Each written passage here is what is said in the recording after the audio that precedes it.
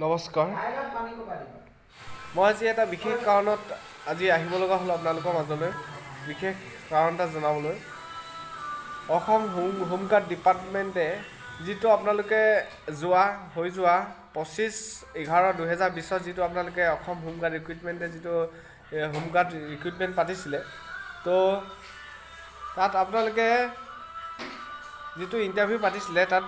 আজি এখন লিষ্ট পাই মই আপোনালোকৰ মাজত সেইকাৰণে আহিব লগা হ'ল যিটো নেকি আপোনালোকে যিটো ল'ৰাই 1600 মিটাৰ ফেইল কৰিছে অলৰেডি সি 1600 মিটাৰ চাগে সি দুপাকমান সি মাৰিছিলেহে ইয়াক মই নিজে লগ পাইছোঁ তো সেইটো ল'ৰা আজি পাছ কৰিছে কৰি কিনে পাছ কৰা দেখাইছে দেখাই পিনে আকৌ পিছদিনাখন 100 মিটাৰত আকৌ 11 ছেকেণ্ডত সি 11 ছেকেণ্ড কিমান মাইক্ৰ' ছেকেণ্ড আছিলে তো সেইমানটো হেৰিয়াত সোমাইছে সেইটো দেখাইছে তাক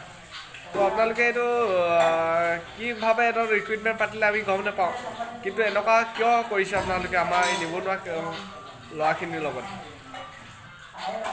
অসম পুলিচতো তেনেকুৱা নিযুক্তি কেনেকৈ চলি আছে তো আপোনালোকে এইটোতো এনেকুৱা কিয় কৰিছে আপোনালোকে আমাৰ এই নিবনুৱাখিনিক কিয় মাৰিছে আপোনালোকে আৰু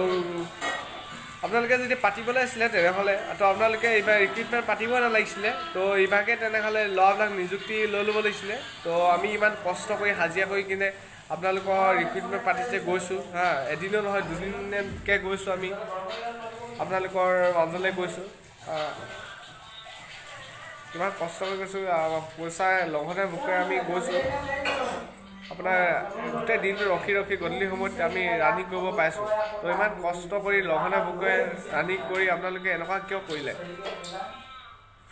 চাকৰিটো মোক দিয়ক বুলি কোৱা নাই কিন্তু যিখিনি যোগ্যতা ল'ৰা যিখিনি ল'ৰা পাবই লাগে যিখিনি ল'ৰা অলৰেডি পাছ কৰিছে এতিয়া যিটো ল'ৰা এতিয়া ফেইল কৰিছে তাক যদি চাকৰিটো নিদি যিটো ল'ৰা এক্সিলেণ্ট মাৰিছে যিটো তাক দিব লাগিছিলে চাকৰিটো তো তাক দিলে আমিতো বহুত ভাল পাম